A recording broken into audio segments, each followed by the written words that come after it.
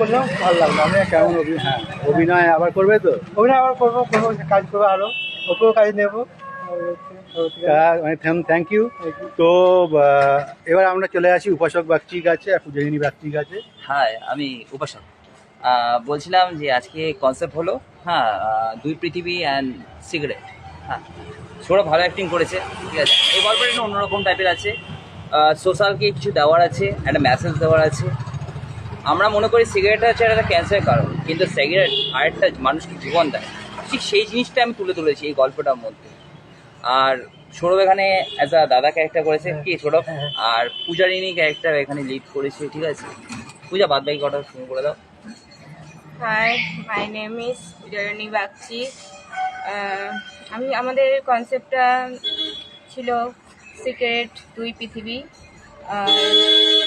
4টে থেকে আমরা শুরু করেছি, তো এখন